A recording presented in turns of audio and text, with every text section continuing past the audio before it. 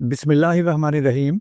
मेरे प्यारे नाजरीन और सामीन, मैं हूँ आपका भाई हाफिज़ वसी मोहम्मद ख़ान और ये है आपका जाना पहचाना यूट्यूब चैनल हाफिज़ वसी टीवी।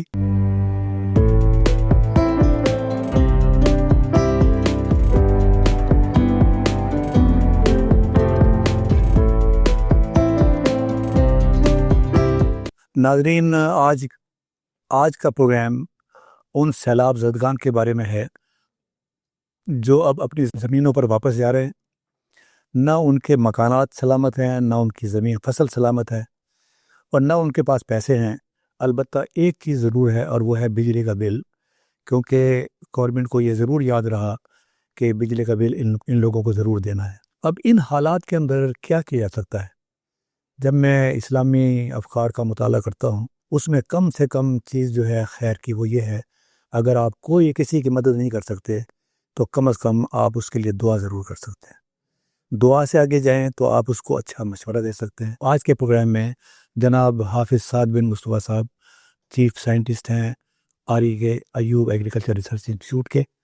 इससे पहले भी ये हमारे प्रोग्राम्स में आते रहे हैं और ये कार खैर जो है, ये लोगों को वक्त पर बताना, वक्त के बाद नहीं बताना, वक्त से पहले बताना कि वो क्या कर सकते हैं इस हालत में जब हाथ में पैसे नहीं हैं।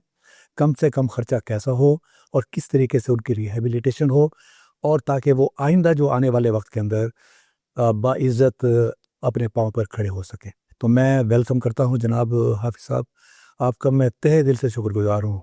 वजह उसकी ये है कि आप हमारे लिए उम्मीद की एक किरण हैं। हमेशा मुश्किल वक्त में आप काम आते हैं। किसान इस वक्त बुरी हालत में फंसा हुआ है। गंदम का वो सोच भी नहीं सकता। क्यों सोचे? इसलिए कि अभी तक गवर्नमेंट ने अनाउंस नहीं किया कि उसने लेनी भी है या नहीं लेनी है। उसने कोई सपोर्ट प्राइस मुकर्रर करनी है नहीं करनी। अलबत्ता इंपोर्ट किए हुए जहाज़ जो हैं वो धड़ाधड़ ज़रूर आ रहे हैं। इसका मतलब ये है कि इंपोर्ट माफिया जो है उसकी सरपरस्ती और स्टॉकिस्ट की सरपरस्ती जो है वह भरपूर जारी है। किसान जाए भाड़ में। अब किसान जाए भाड़ में, हम किसान हैं, हम तो भाड़ में नहीं जा सकते, हमें ज़िंदा रहना है, बॉर्न टू बी अलाइव। तो लिहाजा मेरी गुजारिश ये है हाफिज़ साद बिन मुस्तफ़ा साहब से कि मैं उस ज़मीन पर वापस जा रहा हूँ जहाँ मकान नहीं है, पैसे मेरे पास नहीं हैं। मुझे आप क्या तजवीज़ कर सकते हैं कि इस वक्त मैं कौन सी फसल लगाऊं जिसकी आमदनी भी अच्छी हो जाए और जिसके ऊपर कास्ट ऑफ प्रोडक्शन जो है वो कम से कम। जी, बिस्मिल्लाहिर्रहमानिर्रहीम। बहुत शुक्रिया सर, आपने मुझे मदऊ किया। देखिए सर, हमारी सारी हमदर्दियाँ, दुआएं हमारे जो सैलाब मुतासरीन हैं उनके साथ हैं। हमारे भाई भी हैं, किसान भी है, हमारी जो फूड सिक्योरिटी है उसकी वो ज़ामिन भी हैं। तो लेकिन जो आफ़ात आती हैं या आजमाइशें आती हैं उसके साथ कुछ बेहतरियाँ भी होती हैं। आप देखें कि क्लाइमेट चेंज की वजह से टेम्परेचर हमारा ज़्यादा था, ज़मीन की जो सूरत हाल थी वो बदतर हो चुकी थी, उसका जो पीएच है वो ज़्यादा हो गई थी, वाटर टेबल जो है वो आपका नीचे चला गया था। उसके साथ साथ जो नमकियात हैं वो ज़्यादा हो गए थे, ऑर्गेनिक मैटर जो है वो कम हो चुका था, जिसकी वजह से ज़मीन की जो फर्टिलिटी है और जो पैदावारी सलाहियत है वो कम हो चुकी थी।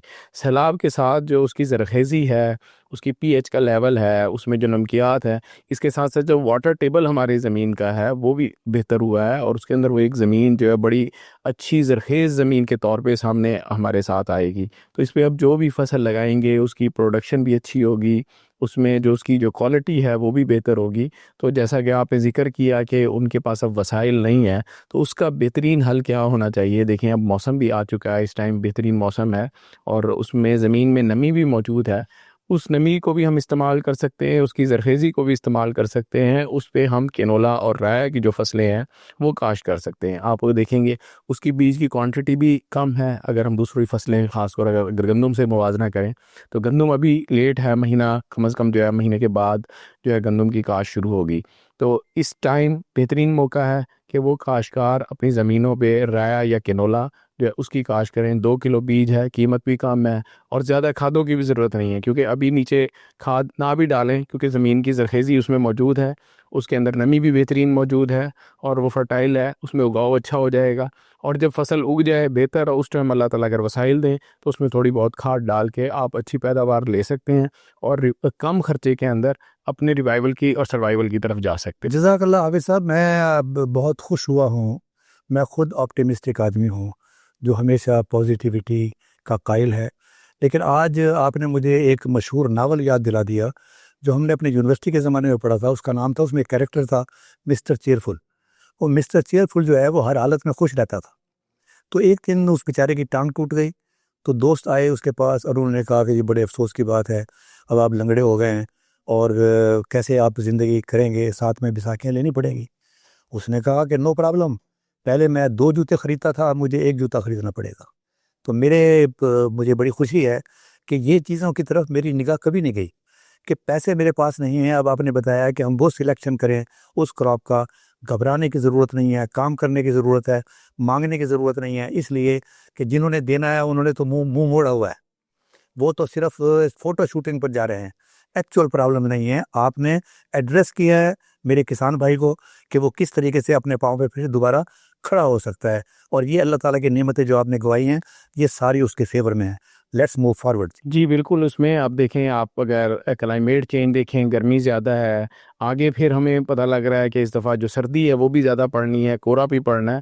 उसके लिहाज से जो हमारे काश्तकार हैं, एक तो ये देखें कि टेम्परेचर ज़्यादा है, जो सैलाबी एरिया के अंदर उसने काश्त करना है, उसके पास अगर मैरा ज़मीन है और सरप्लस पानी, नहरी पानी या कोई और सोर्स है, तो वो कोशिश करे कि इसे खेलों पे काश्त करें। प्लांटर नहीं होगा, तो उस पे सिंपल जिस तरह ज़मीन तैयार करके छट्टा देते हैं, छट्टा दे के हल्की खेल निकाले और उसके बाद पानी लगा दे। उससे जो ये गर्मी का प्रेशर है उससे बच सकेगी और आपका उगाव बेहतर हो सकेगा। और आगे अगर सर्दी पड़ती है कोहरे की सूरत में, या बारिशें दोबारा कोई स्पेल सुन रहे हैं कि बारिश का आना है, तो उससे भी आपकी फसल बच सकती है। तो जो काश्तकार खेलों पे काश्त कर सकते हैं और मेरा ज़मीन है, तो वो तो लाजमी खेलों पे काश्त करें। और उसका आसान सा तरीका है, जिस तरह मैंने बताया, छट्टा दे लें और खेलें निकाल लें। और उसमें अगर बीज की कोई कमी का सामना होता है, क्योंकि छोटा छोटा बीज होता है और ये कम ही इस्तेमाल हो जाता है, इसमें आप टोटा चावल या कोई और चीज़ इस तरह की छोटी मिला के ना, उससे आप उसकी क्वांटिटी बढ़ा सकते हैं और उसे एरिया पे लगा सकते हैं इस तरह। दूसरा जो हमारे काश्तकार करते हैं कि जो है खादों का बैलेंस इस्तेमाल नहीं करते, कि जी हमारी प्रोडक्शन नहीं आ रही, या हमारे पौधे की ग्रोथ या बहुत ज़्यादा कद कर रहा है, या फ्रूट नहीं हो रहा, और जो गर्मी सर्दी है उसके खिलाफ कोई मुदाफ़त नहीं आ रही। देखें, जब हम जिस तरह इंसानी जिस्म है, अगर हम अपनी खुराक लेते हैं, उसमें सारी चीज़ें लेते हैं खुराक के अंदर, तो बीमारियों से हम बचे रहते हैं। डॉक्टर भी यही कहता है कि मुतवाज़न ग़िज़ा का जो है वो इस्तेमाल करें।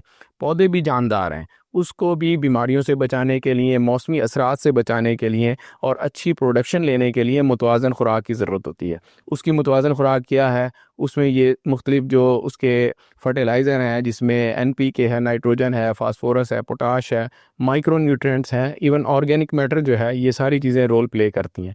तो इसका हमें बैलेंस इस्तेमाल करना चाहिए। आम तौर पे गलती कहाँ पे होती है कि जो सस्ती खाद होती है उसका ही इस्तेमाल ज़्यादा कर लिया जाता है। वो फ़ायदा देने की बजाय उल्टा पौधे की ग्रोथ और डेवलपमेंट के ऊपर मुज़र असर डालती है। या तो उसका कद ज़्यादा कर देती है, या उसके अंदर सक्यूलेंस ज़्यादा पैदा कर देती है, जिसकी वजह से कीड़ों का हमला ज़्यादा होता है और जो फल है वो ऊपर जाके लगता है या कम लगता है।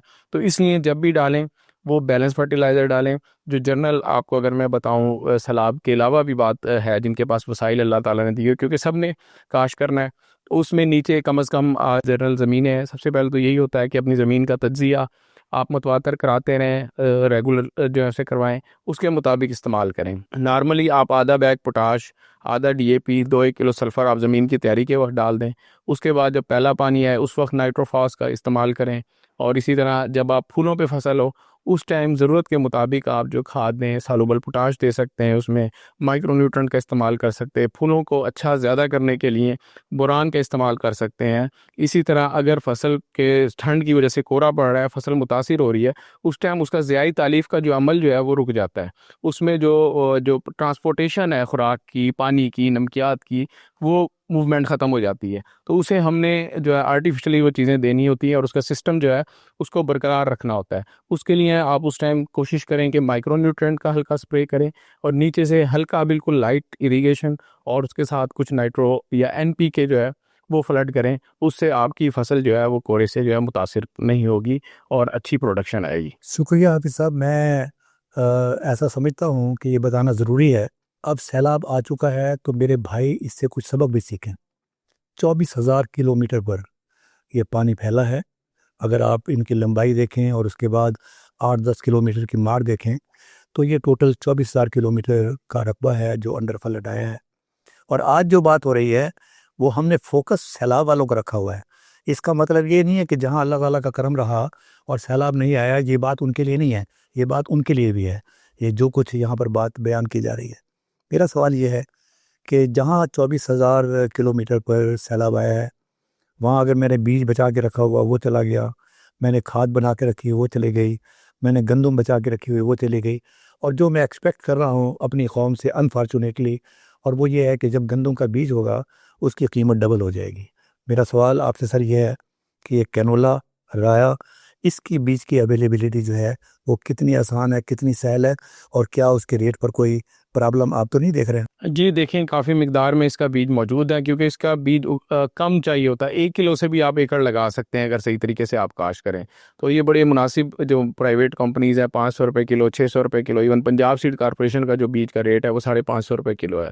तो आप 1 किलो भी अगर सही तरीके से इस्तेमाल करें तो एकड़ में लगा सकते हैं। उसमें कोई अगर वो सैलाब वाले कोई खाद भी ना डालें इनिशली, तो वो आपकी बड़ी अच्छी उगाव और जर्मिनेशन हो जाएगी, और ग्रोथ जो है बड़ी अच्छे तरीके से आप उससे अच्छी पैदावार ले सकते हैं। अगर उसमें बाद में खाद इस्तेमाल कर ले तो बहुत बेहतर बात है। अगर जिन लोगों के पास बिल्कुल ही वसाइल नहीं है, तो अगर खाद नहीं डालेंगे तो ये फिर भी उसको अच्छी 15, 16, 18, 20 मन, हो सकता है 25 मन तक भी, अगर मौसम थोड़ा फेवर कर जाए, इससे भी ज़्यादा जो है वो प्रोडक्शन आसानी से दे सकते हैं। तो लेकिन इसमें गंदम पे अगर हम जाते हैं या दूसरी फसलों पे जाते हैं तो उसमें अखराजात बीज के भी इसके इससे ज़्यादा हैं, क्योंकि बीज क्वांटिटी ज़्यादा चाहिए होती है, खादें उसको ज़्यादा चाहिए होती हैं, और उसकी केयर बाकी जो चीज़ें हैं वो भी उसकी निस्बत ज़्यादा है। तो ये एक आसान सा हल है। इसे लगा के ना सिर्फ हम अपने आप सर्वाइवल की तरफ लेके जाएंगे, रिवाइवल की तरफ लेके जाएंगे, बल्कि मुल्क की जो तेल की ज़रूरत है, हम इतना बड़ा इंपोर्ट बिल है, तकरीबन $5 बिलियन सालाना हम खर्च कर रहे हैं, और वो खाम तेल जो पाम ऑयल है जो सेहत के लिए मुज़र है वो मंगवा रहे हैं, तो उसमें भी कमी का सबब बनेंगे, और एक अच्छा तेल जो है मुल्क के अंदर जो है वो प्रोड्यूस करेंगे हम। जज़ाकल्लाह हाफ़िज़ साहब, मुझे आपकी मसरूफियात का इल्म है और मैं जानता हूँ कि अभी आपने कहाँ कहाँ जाना है। तो मेरा आखिरी सवाल आपसे है कि कौन सी वैरायटी, अगर आप किसी फार्मर को कहें कि आपने अच्छी पैदावार लेनी है, बीमारियों का मुकाबला कर सकती है, क्लाइमेटिक चेंज को रेजिस्ट कर सकती है, तो आप कौन सी वैरायटी मेरे भाइयों के लिए रिकमेंड करेंगे? जी, जो रेतले रकबे हैं या जहाँ पे ज़मीनें बहुत ज़्यादा कमज़ोर हैं, या लोग खाद वगैरह का इस्तेमाल नहीं कर सकते, वहाँ पे सुपर राय हमारी बड़ी अच्छी राय के अंदर वैरायटी है, उसको काश्त किया जा सकता है। ऐसे काश्तकार जिन्होंने ज़मीनें जल्दी फारिग करनी है अपनी, जो चाहते हैं कि हमारी अर्ली फरवरी के अंदर ज़मीन फारिग हो जाए, उसके बाद हम मकई लगाएँ या दूसरी फसलों की काश्त करें, उसमें राय के अंदर हमारे पास बड़ी अच्छी किस्म है आरी कैनोला। ये सबसे शॉर्ट ड्यूरेशन वैरायटी है, इसको लगा सकते हैं। अगर प्योर कैनोला में जाना चाहते हैं तो टीएम कैनोला हमारी शॉर्ट ड्यूरेशन और बड़ी अच्छी वैरायटी है कि दूसरी वैरायटियों की निस्बत 1 महीना पहले जो है ज़मीन अपनी जो कैनोला वैरायटीज़ हैं फारिग कर देती है। फली बड़ी लंबी है इसकी। इसके अलावा सुपर कैनोला है, सांदल कैनोला है, रचना कैनोला है, ये सारी बहुत अच्छी वैरायटीज़ हैं। इसमें जो सुपर, सांदल, ये मार्च के शुरू में आपकी ज़मीन फारिग करेगी, जबकि टीएम कैनोला अगर आजकल काश्त कर देते हैं तो फरवरी के आखिर में आपकी ज़मीन फारिग कर देगी। सुपर है अभी फरवरी के आखिर में ज़मीन जो है फारिग कर देगा। ये सारी ही बड़ी अच्छी प्रोडक्शन की हामिल है। नॉर्मली जो किसान है 20, 22, 25 मन तक पैदावार लेते हैं, और जो अच्छे केयर करते हैं, प्रोग्रेसिव फार्मर हैं, तो वो 30 मन से ऊपर भी इससे पैदावार जो है वो ले रहे हैं। जज़ाकल्लाह हाफ़िज़ साहब, अल्लाह ताला आपको इसका सिला दे। मेरी दुआएं आपके लिए और आपकी औलाद के लिए हैं। अल्लाह ताला उन्हें अच्छा मुसलमान, अच्छा पाकिस्तानी और कामयाब इंसान बनाए। आप ने ये रहनुमाई फरमाई है। मेरे जो सुनने वाले भाई हैं इनको आम तौर पर शिकवा है कि सरकारी अदारों में या तो बीज मिलता नहीं है, और ये लोग टेलीफोन नहीं उठाते। तो ये असल मेरा ख़्याल है हमारी अपनी सोच है। कोई एक आध आदमी के साथ ऐसा हो गया हो, अगर मेरे पास 100 टेलीफोन मुसलसल आ रहे हैं तो मैं भी इंसान हूँ, ऐन मुमकिन है मुझे भी नमाज़ पढ़ने के लिए मैं उसको ना उठाऊँ उस वक़्त। तो लेकिन मोस्टली लोग जो हैं, और ख़ास तौर पर हाफ़िज़ साहब, ये कॉल बैक ज़रूर करते हैं। आप को अगर ऐसा कोई किसी किस्म की भी आपको रहनुमाई, तो बेहतर है कि इस नंबर पर जो नीचे चल रहा है यहाँ आप ऑडियो मैसेज कर दें, और अपने हाफ़िज़ साहब जो है वो इंशाअल्लाह ताला विदिन 24 आवर्स आपको उसका रिप्लाई भी करेंगे। सर, मैं आपका एक मरतबा फिर शुक्रिया अदा करता हूं। जज़ाकल्लाह, वमा अलैना इल्लल बलागुल मुबीन।